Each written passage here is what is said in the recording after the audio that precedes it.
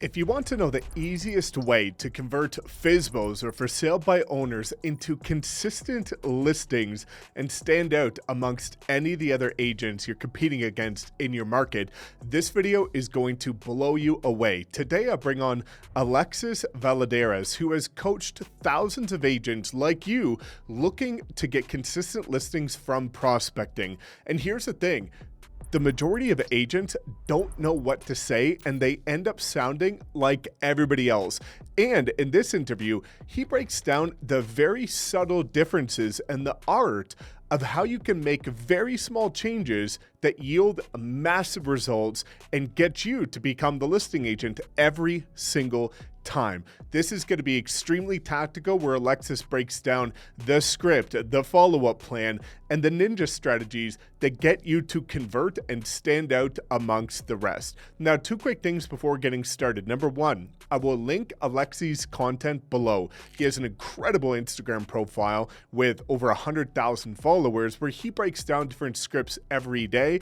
And also, he's got an incredible YouTube channel that I will share where he dives even deeper into prospecting strategies. The second thing is I'm going to link his calendar below. He helps agents just like you break down the exact strategy specific to your market so that you could start to generate and consistently close leads through prospecting. So make sure you book that call because it's entirely free if you want to get his support as well as mine to skyrocket your business and start to break six figures every single year, predictably and consistently. So without further ado, let's dive into all things FSBO and for sale by owner scripts, objection handlers, follow-up strategies, and the most important part, converting them into listings every single time. All right, Alexis, so super excited to have you on here.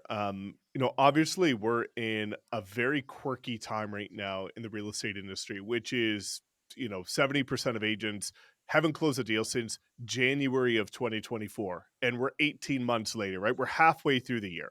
And a lot of people are struggling and they need now business. And I think that's going to be the focus of today's conversation, is helping people be able to leave this conversation and take immediate action on what's going to help them get business immediately, which is really exciting because a lot of people share strategies that they either haven't done themselves or that take too long and people don't have time to wait. So really excited to dive in and finally have you on here. I know we're going to do a ton more content together, but for anybody that doesn't know who you are or following your incredible Instagram, just give people a quick rundown, who you are, where you're from, and what the heck do you do?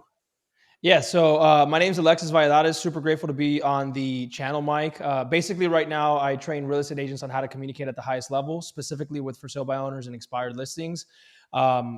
Basically, like an agent like me, got into the industry, no connections, no sphere, and no immediate opportunity, no big team to give me Zillow leads or anything like that. I had to figure it out on my own. So I get realtors from basically scratch. Some are more experienced, some are brand new, just got licensed, and I teach them how to find the best opportunities in their market that they can convert in literally less than 3 months and get a check from. That's incredible. And I've seen, you've got such an amazing team, and I see that, anybody that's not following you on Instagram will link that below because you put out a ton of content giving very actionable steps. And I think that's, you said a perfect word there, which is communication. And I think you and I both agree that communication is the number one skill that people need in order to succeed, not just in real estate, but in entrepreneurship and business in general. And I always kind of talk about the fact that, you're talking about communication on the phone. I talk about communication on video.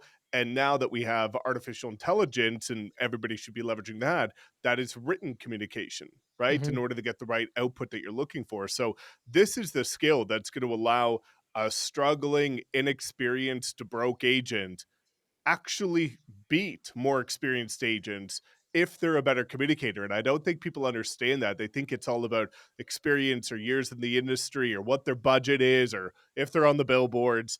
And we both know that that's not the case because you and I have both outperformed is seasoned veteran agents in our market because we're better communicators. So really excited to dive into that. But let's talk about the low hanging fruit. I think, for me, I talk about social media, and I think it's also very known that social media is more delayed gratification. It could take 3, 6, 12 months to Mhm. start to build momentum, but you're in the incredible space where you talk about now business. And correct me if I'm wrong, but I think for sale by owners are the lowest hanging fruit because they've already raised their hand and said, I want to do this. Uh, but chances are they're not going to be able to get it done themselves. Yeah, I think for sale by owners is the absolute prime time, low hanging fruit. And people just look at the listing. Oh, I want the listing. It's like you are just having conversations with people that are in the market right now, whether they need to rent, buy, or sell. And I think people go wrong, Mike, because they get into it and they want like that immediate gratification. And it might not happen right away with FSBOs. It'll happen much faster than any other lead source. But when we get in the industry, they teach us, have pillars, have circle prospecting, YouTube, FSBOs, door knocking, flyers. And the truth of it is, Mike, you got to do one thing and you got to stick to it for a good while before expecting a result. It could come sooner. It came sooner for me, but you got to give it at least 6 to 12 months without expecting anything to happen. But if you call for sale by owners all day, you try to perfect your communication, you show up to their open houses, and that's all you do for 6 months, I can bet my entire life that you're going to get a deal from it or more, 100%. Yeah. Well, and I can echo that because for me, when I got started, I did two things. I door knocked for 3 hours a day, 7 days a week for my first 6 months. And by the end of 6 months, I had more listings than I knew how to handle as a solo agent. And then because Instagram posting on there took 15 minutes a day, I also posted every day on Instagram. And by 6 months, I started to get business from that. And I channeled all of my energy into something very specific. It kind of goes back to, what you and I know, which is that people always say the average millionaire has 7 streams of income without realizing that pretty much 100% of them got their first million with one stream of income. Right. And then they diversified. And that's where you and I see agents constantly overwhelmed and distracted because they're trying to do a ton of stuff without realizing if they channel all of their energy into one thing or two things that could be done simultaneously, they're going to be much better off. So let's talk about that. FSBOs. I think again, like you say, it's something that a lot of people are fearful of. Mm-hmm. It's something that people don't really know how to approach, and a lot of people shied away from it. Even though it's like, hey, if you know, imagine having a list of people of 100 people in your market that have raised their hand saying they want to sell. Would you go call them? That's pretty much what it is, right? And people still don't call them. So, Yeah. what's the secret? Well, here's the thing, Mike. The secret was for me pressure. I was in a situation where I could not bear being in for any longer. And when I walked into my first brokerage, I literally asked them, I was like, I need to be out of my job in 90 days and making X amount of money in 90 days. If there was one way to do it hypothetically, which way would it be? And the answer was for sale by owners, but the broker was like, it's going to be hard. Most people don't do it, et cetera. I go, perfect. That's what I'm going to do. But I think number one, people don't create enough pressure for themselves. I think number two, we're in an information overload era where there's so much right there that we're like, oh, it's right there. We're not going to do anything with it. Right. And then, like you said, they have that old advice in their head that's like millionaires have 7 to 10 different streams of income. But the truth of it is that until we had one pouring and overflowing, we never had more than one. And I think people need to take action. People need to take committed action and just focus on one thing. And I guess the pitch that I give agents on how to sell them to pursue for sale by owners is if you want to be in business long enough and never have to worry about your next check, just learn how to communicate. And if you face the hardest conversations up front, because they're going to be hard, you're going to have easier conversations later on. If I know how to tackle a FSBO, Mike, right, that is getting 50 calls per day and doing 5 meetings a day, and I get them to sign with me and I get a $30,000 commission check, how much confidence do you think I'll have if I open up an amazing YouTube channel with your leadership and I get a lead that calls me that I'm the only realtor they're talking to? Where do you think my confidence level will lie? So my pitch to agents is FSBO isn't the end all be all. It's a starting point to become a versatile communicator that once you go to an open house of your own listing and someone walks in and is like, oh yeah, well, I have a realtor. You'll be well-versed on how to communicate with that person, not make it feel pushy or salesy, be able to serve them at a high level, but get the deal most importantly, because you learned how to have the hard conversations up front, easy life later. You ever heard that? Everybody's heard it. Hard life now, easy life later, easy life now, hard life forever. But agents don't get that, man. They go into the office and instead of asking, what is the hardest thing I can do to build my skill set? They ask, what's the fastest, easiest way to make money? And I think it's in their questions. That's where they go wrong. In the questions they ask. How quickly can I get there? How many hours a day do I have to prospect? Wrong. That's the Yeah. wrong that's the wrong mental framework to be in at the end of the day. So I think Couldn't it agree all more. stems to that. I talk a lot about mindset. I don't want to go on a super tangent here, but agents need to be in the right headspace first before they even commit to something like a for sale by owner. And they need to know why they're doing it. It's not for the money. It's not for the checks. It's to build the communication skill set that will allow you to delegate, become an entrepreneur, have good relationships with your friends, with your spouses, with your family members, with your work colleagues, with your lenders, your title attorneys. It goes all the way down the line. 99% of humans are not trained to communicate. And Agreed. calling FSBOs will teach you how to do that.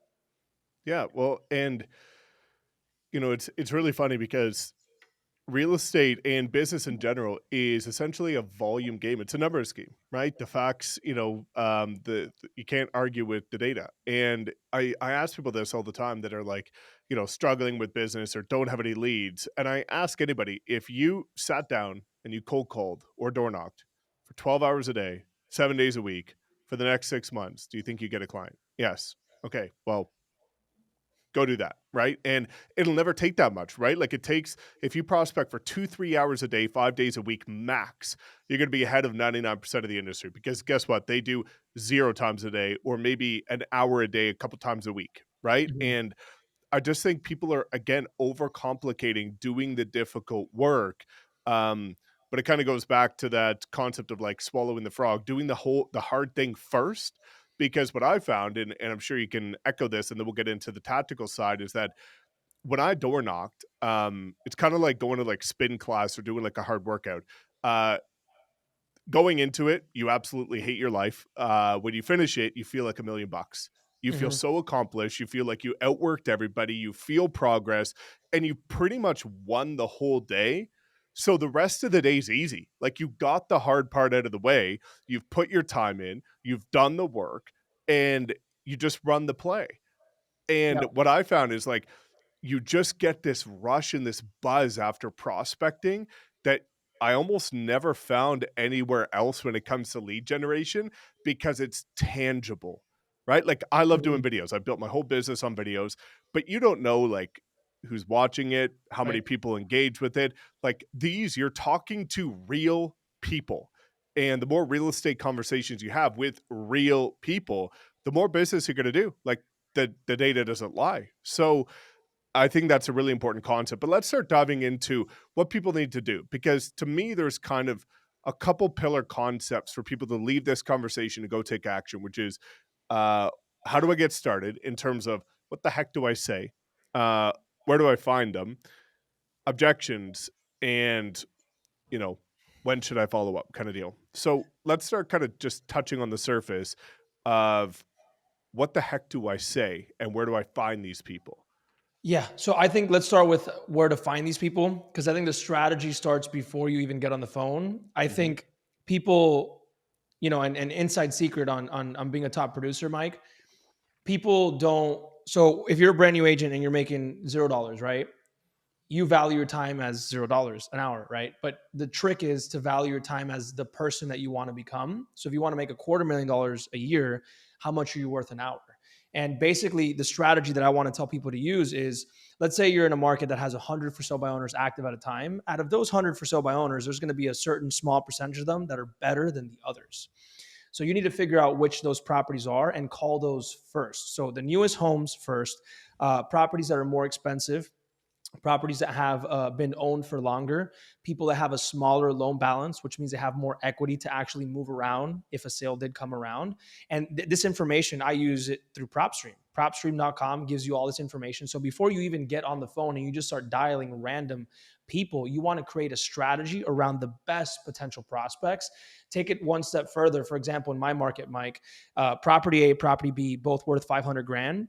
A condominium versus a single family home, a condominium took significantly longer to close versus a single family home. The paycheck's the same, but the output of time is completely different. And when you're Hmm. talking in metrics of time, right, you want to go with something that takes less time for desired outcome. So I think people really need to dial in a strategy and understand that it's a term called selective prospecting.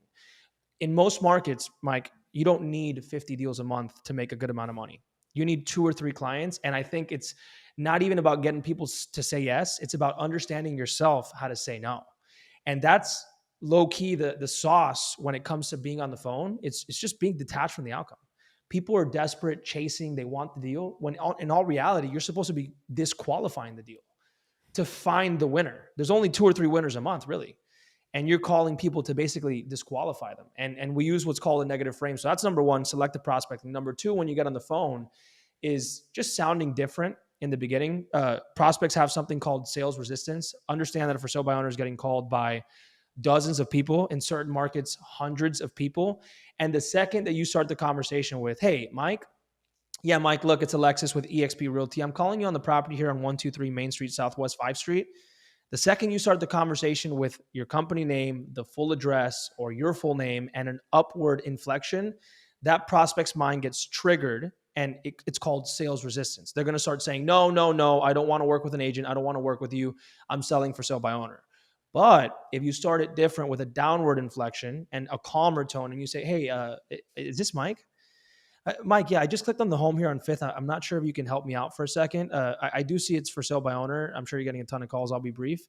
Is that property still available, or did you guys already put a contract on that? The verbal pacing, the separation in my words. I didn't say my name. I didn't say my company. And some agents are like, well, you have to say your company. Well, no, you don't. You'll get to that after. They'll say, well, who's this? Are you a realtor? Yeah, listen, Mike, my name's actually Alexis. And I know you're getting a ton of calls from all these different agents. And at the end of the day, I saw your description. You just want to sell it for sale by owner. I guess out of curiosity, if I did find you an outside offer from one of my clients, I'm assuming you wouldn't even want to take a look at that, right? Even if it had better numbers. That's called a negative frame. Most agents use a positive frame, which is going to trigger prospects, because what's the first thing someone wants to do on the phone, Mike? If somebody calls you from like an insurance carrier, is like, hey, Mike, are you interested in more insurance? What are you going to say? No, Definitely not. no.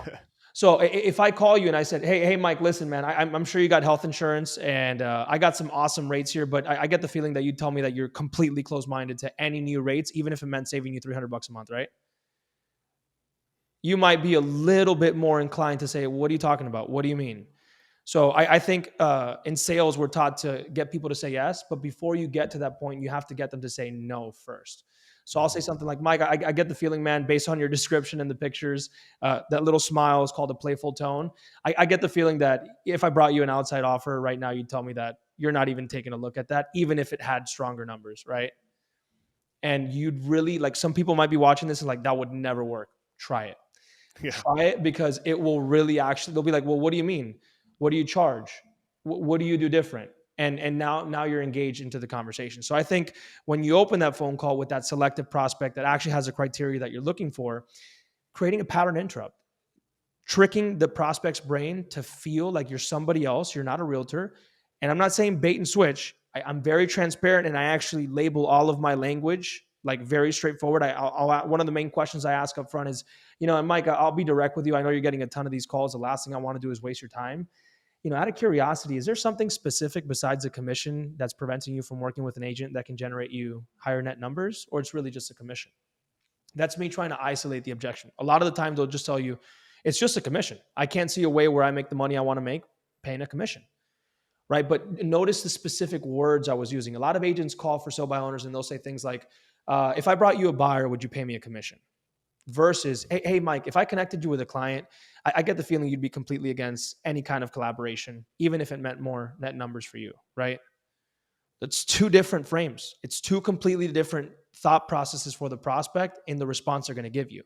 So understand that your voice is the guider of the conversation. The cadence that you use, not just the words that you're using, but the way that you deliver those words impact the brain in a completely different way, which leads to completely different outcomes with the same prospects, same script, same time, same market, same price point, everything. And it's all built in the first 15 seconds of the call, Mike. Yeah, it's so powerful, and it goes back to the human behavior in the sense of anytime you walk into a store, even like if you know that you're looking for something, somebody approaches you and they're like, "Hey, can I help you with anything?" And immediately you're like, "No," No. even though the answer is, "Yeah, I'm here for a reason," right? Every single time. Yeah. And I think, it's really important, that whole concept of just being different, but being very intentional about it. Cause I love that you talk about getting the no. No is something that a lot of people run away from. Whereas every time I see somebody that's winning and thriving with anything in business, like they're chasing that no because it's one step closer to the yes. And it's that pattern interrupt. It's something that's different, Yep. which I think is incredible. So, okay, cool. So finding people, we covered that. Opening the Opening the dialogue, conversations. covered that.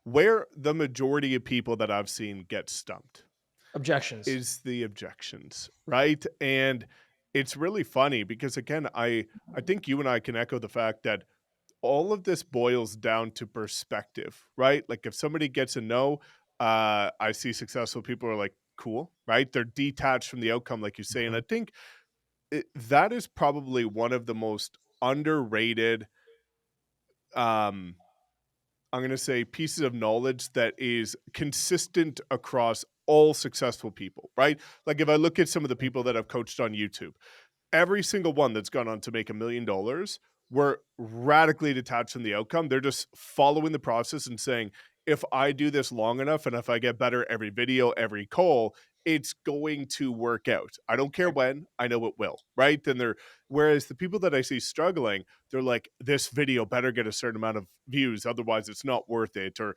I better get leads within 3 months, otherwise I'm done. And that detachment from the outcome is such a subtle nuance that I just want to make sure people actually pick up on that. Because so many people, like you say, are so desperate. You can feel it in their body language. You can feel it in their tone. You can feel it in anything. And when people uh, feel that on the other side, it's done. It's over with, Yep. right? You blend it with every other person that is considered like a snake oil salesman because you could tell you've got commission breath, right? Yep. It translates so quickly. So I love that you touched on that. But anyways, yeah, Could we break objections. that down for 1 second, Mike, like tactically? Because Yeah, I think we all say like, hey, just be detached from the outcome, right? I think some of the viewers might be asking themselves, like, well, how do I do that? Like I got bills to pay, I got kids to feed, etc. And I think tactically you have to create an environment where you can actually detach from the outcome. Like meaning you have to sit down and put pen to paper and ask yourself, my life right now, how could I set it up in a way where if I failed for the next 12 months, everything would still be okay? That is real detachment from the outcome. When I started this whole process and I was able to enter that state of mind, I was living at home with my mom. I minimized my bills. I said, I'm not going to go out. I'm not going to go party.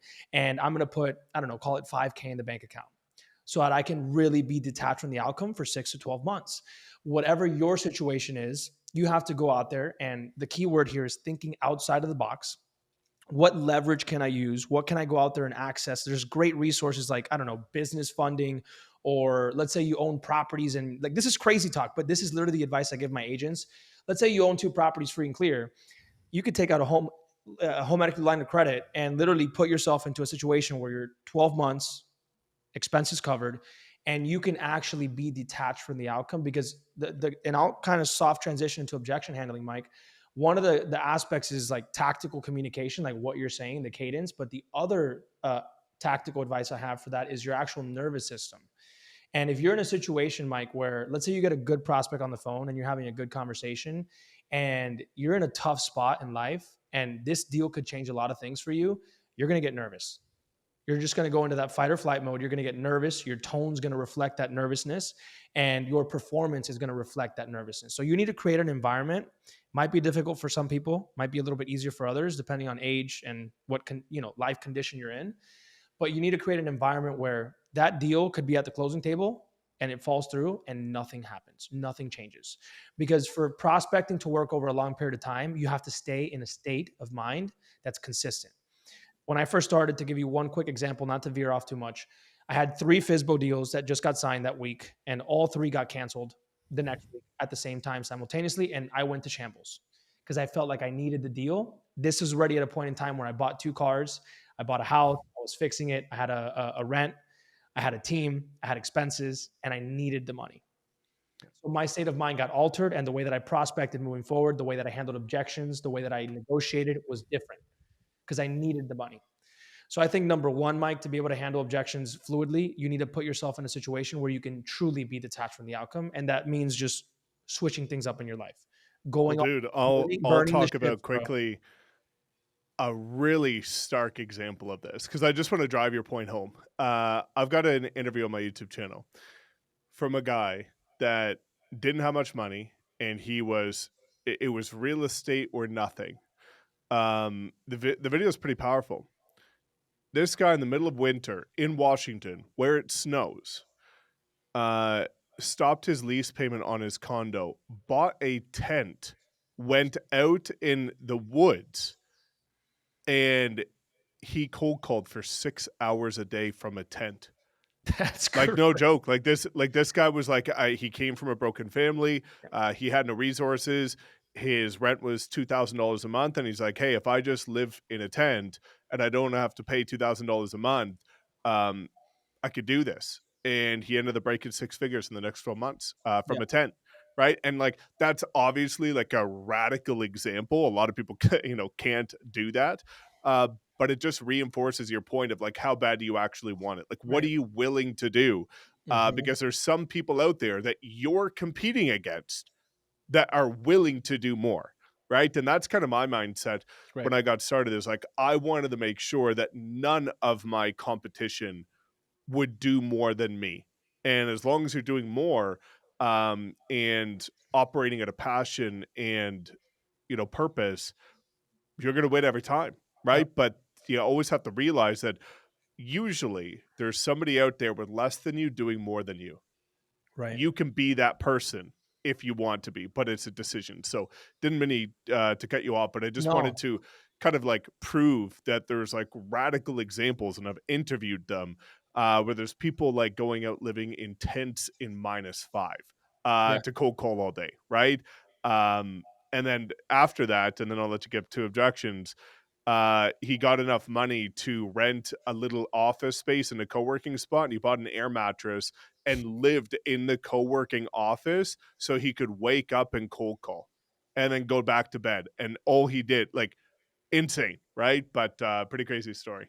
That's insane. And it goes back to, I tell people all the time, it's like, is that a want or is that a need? For me, it was a Yeah. need. I'm sure for you, it was a need. A lot of people say, I want 150K, I want 200K, but are you willing to like actually do it? And the crazy thing is when you tell people exactly what to do, they still don't do it. Yeah. So I think to kind of go back to the tactical, and I want to give the audience as much as I possibly can. I think it's about putting yourself in an actual situation where you can manage these objections. And then number two, tactically, when you're on a conversation with somebody, you have to understand that what a prospect says is typically not what they mean.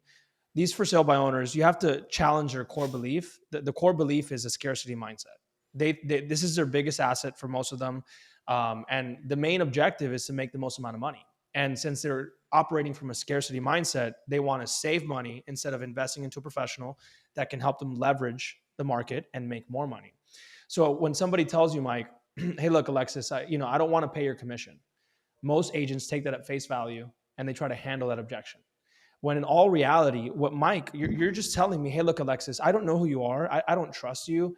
I've been in this property for 8 years. I've worked my construction job for the last 8 years, paying this mortgage every month with my blood, sweat, and tears. And I just really want to make sure I make the most amount of money. It's two different things. So you're either just challenging and handling an objection, or you're understanding the deeper rooted meaning of what they're saying, and you're serving. That is the core difference. So, Mike, tell me that you don't want to pay my commission. Yeah. I don't want to pay an agent's commission. Hey, look, Mike, that's fair. And listen, I know you've gotten a ton of calls and a bunch of different agents pitching you a bunch of different things. I get the feeling, just based on the way you position the home, the pictures, and what you've told me so far. And you can tell me if I'm totally off here. I get the feeling that the real objective here is to just, when you do sell the home, make sure you net the most amount of money. Is it fair to say that? Definitely. Yeah. So that's a reframe. That's called an Hmm. actual reframe. The prospect said something, they meant something else. I just basically showed them what they meant and got them to agree. And I'll say this next. This is called using a negative frame. I'll say, and Mike, right now, look, I get the feeling that you're super committed to actually seeing this through and making the most amount of money. That's called using assumptive language. Although I feel like you're committed, I get the feeling that if I propose a second opinion, and I know that right now you don't want to work with agents, and your perspective is that doing it on your own is the best route, and I totally respect that. I get the feeling that if I offered a different opinion, a different perspective that could actually help you position the property in front of significantly more buyers and net more money, I get the feeling you'd tell me absolutely not, right? Definitely not.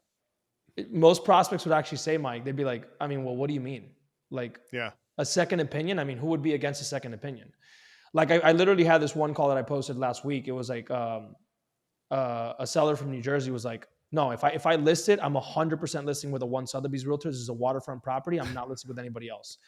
And instead of handling the objection, most agents would be like, well, if I showed you a different strategy that can net you more money, would you work with me? I said, yeah, Dave. I mean, that actually sounds like a good idea. Why haven't you worked with him yet? Hmm. And then guess what Dave told me? Dave said, I mean, like, I work with this other realtor and she just didn't do a good job. And he just started telling me the truth. Yeah. Because number one, I used a playful tone. I played with his interest. I didn't start speaking in my interest. I started speaking against my interest and said, Dave, why don't you just work with that guy? Sotheby's is a good company. Told me the whole truth. I found out that the one Sotheby's objection wasn't even a real objection. And then I handled the truth, which was he was just scared to lose money. And I presented it in a negative frame. I literally said, Dave, if I offered you a second opinion and a completely different perspective, I get the feeling you'd tell me absolutely not, right? He goes, no, I wouldn't be against a second opinion. So I think, Mike, it comes down to understanding that what they say is not what they mean. And Yeah. the real secret is in finding the truth. If you're tackling an objection that's not real, like let's say you pinpoint, you corner a FSBO and you say something really good, and they shift from I don't want to pay commission to oh no man, look, if I were to list, I'd work with somebody else. That might not be the real objection, but most agents are just stuck objection handling instead of having a conversation and objection managing. That's Yeah. really the main difference, the core difference. I agree. And one of the things that I found is just having a perspective shift toward prospecting in general. Because for me, I started to find fun in almost treating it like a game, like it's an art, it's a dance. And being able to, like, when you get to the end of a conversation of somebody that was really standoffish and, had their guard up, and you start to like finesse it in this like beautiful artistic way where at the end they open up, their body language changes, they start smiling, they're inviting, they're warm. Mm-hmm. It's such a sense of accomplishment. Like, it's very similar to now if I put out a video and it like blows up, it's like, wow, like that, like it really worked. And then Mm-hmm. you want to do it again and you want to do it more. But it takes that one to kind of give that like dopamine hit of, wow, I did that. And I did it Right. against all the other people, like you said earlier, that attempted and they couldn't do it. And now that's like the biggest, not just rush, but boost of confidence that like, wow, maybe you're up to something, right? And I find people need to start looking at this with a different lens of saying like, this is actually a beautiful thing. Like, you're forging and developing that skill set, Mm-hmm. communication, that's going to allow you to, hey, once you actually get in that door, win the listing presentation, right? Win the buyer's consultation, like Mm-hmm.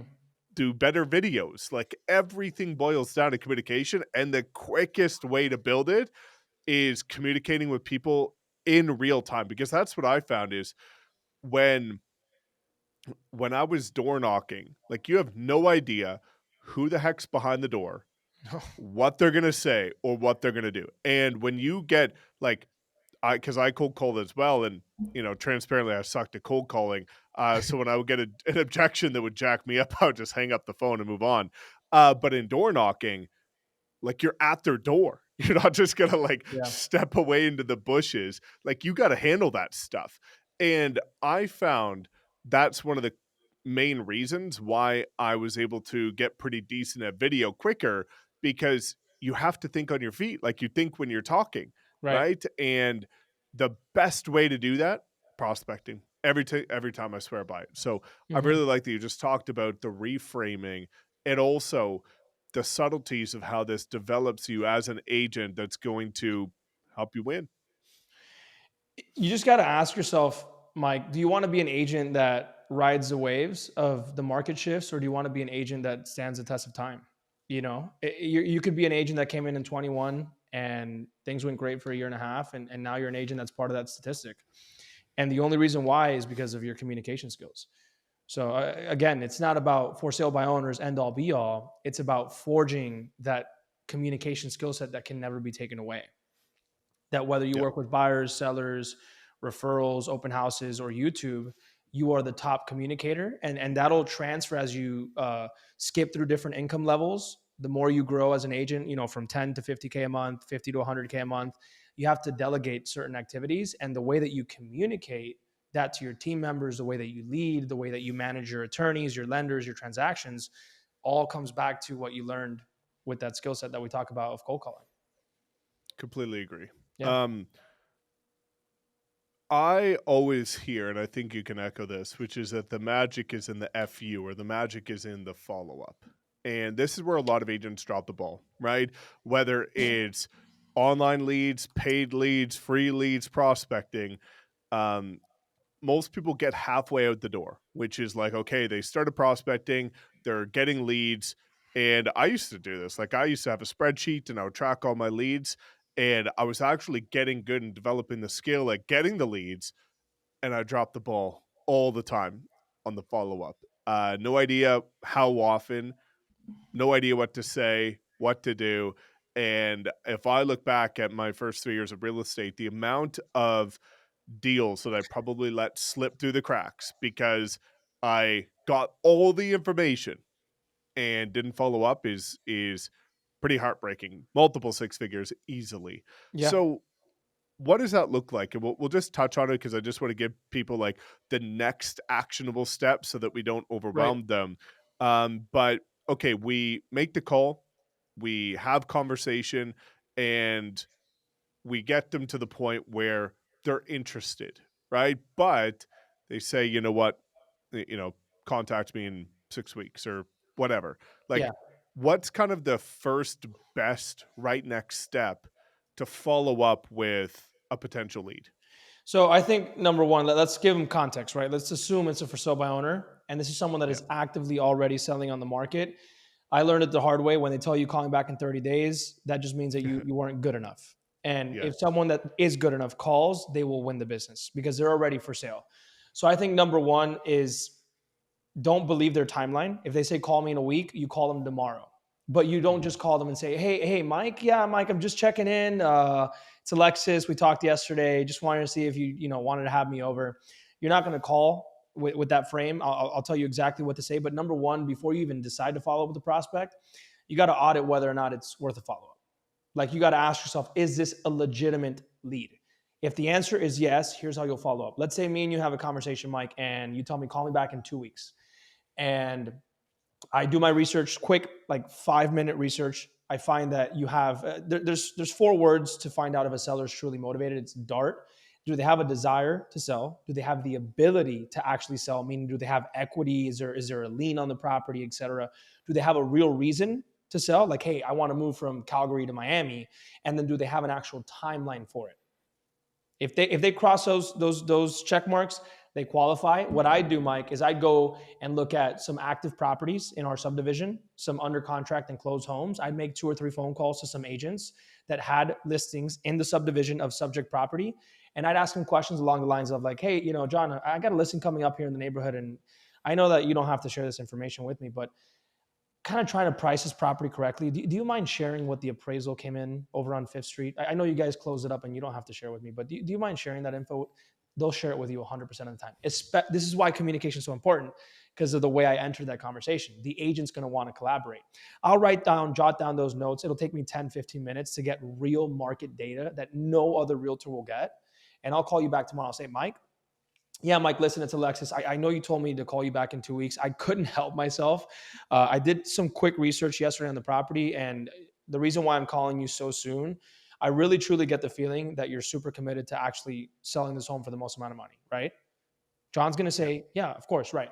So what I went ahead and did, John, I called a few of the realtors that have sold homes in this subdivision. And I know that right now your perspective is your perspective, and obviously you want to do it for sell by owner. I totally respect that. I actually put together some information that points that the strategy that you're using right now might not be the best one. And I know that's not what you want to hear. And I know that right now we're not going to work together. I totally respect that.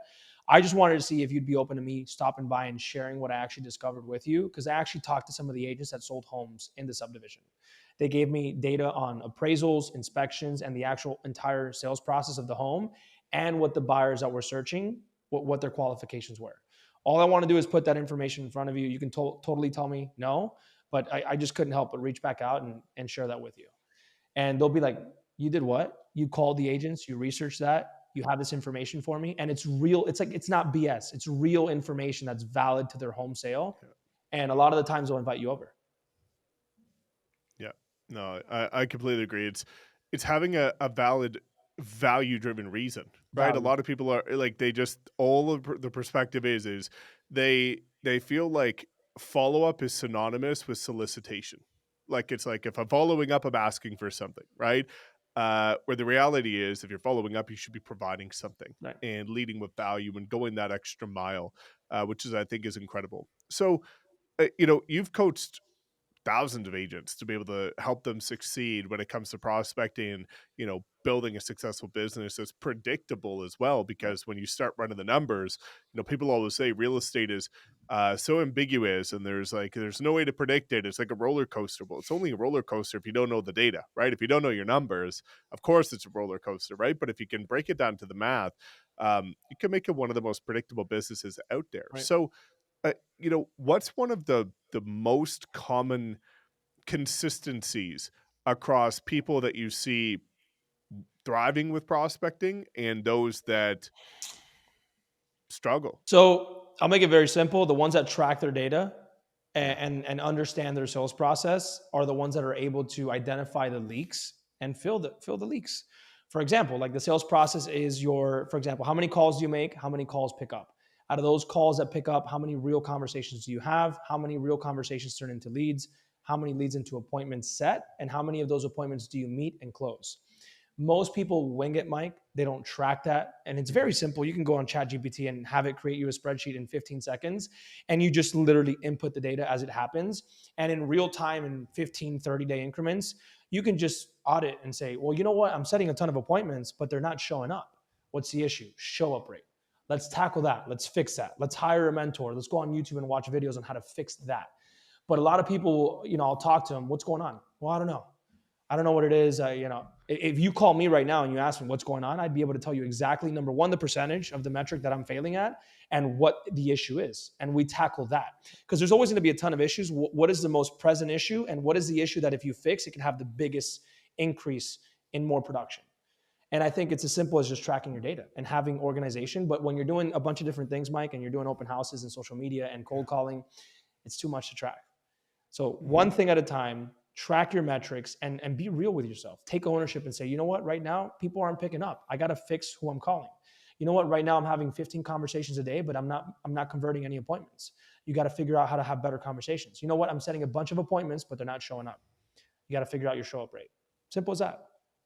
Couldn't agree more. And, I've talked to various people that have thrived with lead generation. We had somebody on my channel that did 20 deals a month by following up with Facebook leads. And that's something that they said, which is really important, which is two critical things that kind of resonates with data, which is number one, it's so much easier to stay motivated to prospect when you know the numbers. And where I'm going with this is like, if you know that every 200 dials, you're going to get a client, right? Based on, dials to conversations to booked appointments to client. Well, when you're 123 dials in and you're exhausted and you're burnt out, but you only have, X amount of dials left, like it's way easier to stay motivated and driven than just saying, I hope to God if I call until next week, I'm going to get something, right? Like it's very difficult to stay driven that way. But also you said something very critical, which is knowing the data is the easiest way to scale your business because those leaky holes are what most people are oblivious to. And oftentimes their perspective is to double my deals, I have to double the calls, double the leads, right? But oftentimes that's not the case. If you look at the numbers and you just realize that your conversations to appointment rates is half of the average Mhm. or is subpar, well, if you just fix that one metric, you can double your business with the same amount of leads. Yep. And that means you don't have to spend more time or more money, but you double your profit. And that's the nuances, like you say, and it's the perfect answer. The major difference between the people that win and stay consistent, most importantly, with it, and the people that struggle. So, Yep.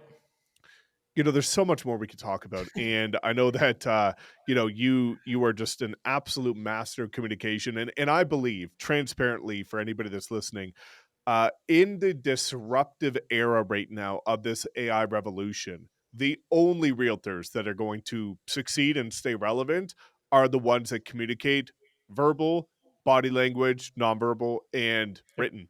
The only ones, because you're going to be able to communicate properly when it comes to prospecting, winning listings on video, and you're going to be able to leverage the technology that we're now being inundated with properly through written. So, your skill set and what you're the master at is the number one thing people need over the next 5 years to stay relevant.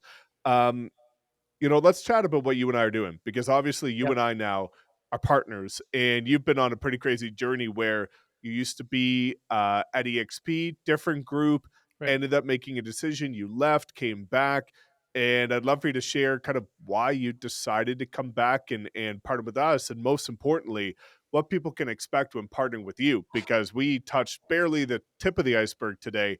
What you actually help people with is unbelievable, like nothing I've ever seen.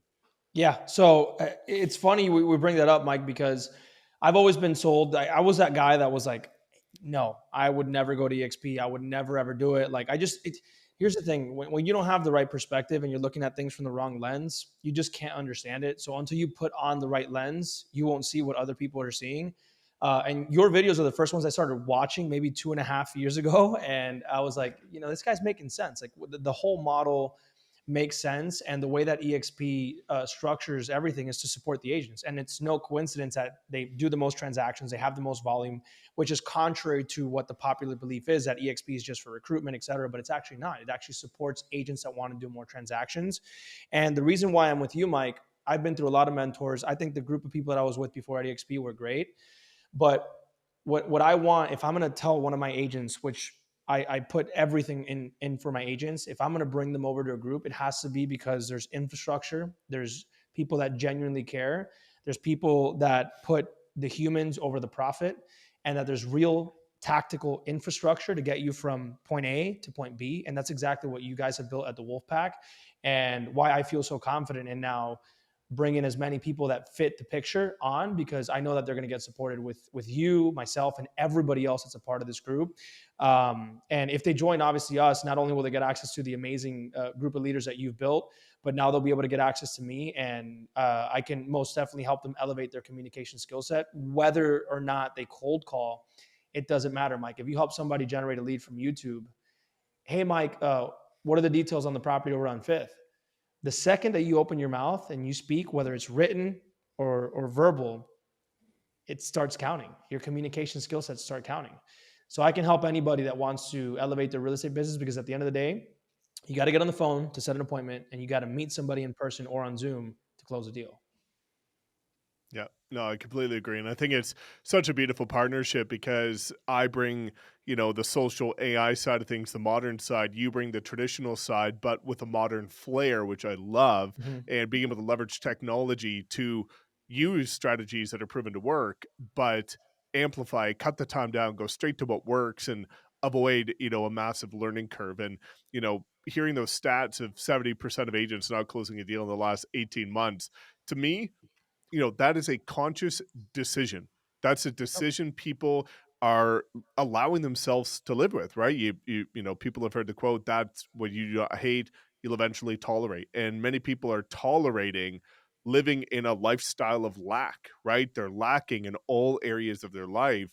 And people can make a decision to have a conversation with you and I and say, okay, no pressure, no obligation, but what can we do to help you, just like we have with thousands of other agents, to take them from struggling to breaking six figures in the next Right. 12 months while building a predictable, scalable business that has longevity to it, that's not going to get consumed by technology and the transitions that are happening in this industry. Yep.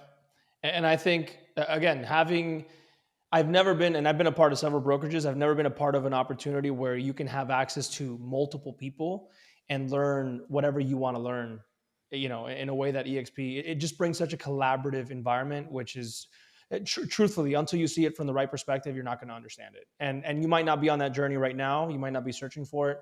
But I can bet a lot that if you're watching this video right now, at some point in time, you're going to turn your eyes and understand the perspective of what EXP is building, and more importantly, what we're specifically building within the Wolfpack. Couldn't agree more. And that's, we'll wrap it with the fact that the most expensive thing you can own is a closed mind, right? It's about having that conversation and saying, is it even for me? If yes, great. If no, great. But at least now you know. But so many Right? people are letting their ego and emotion get in the way of something that could radically transform their business if they just had the Right. conversation. Because now you've got people that are mutually invested in helping you win and sharing everything. So, Alexis, dude, thank you so much. I know you and I are going to be doing a ton more together. Yep.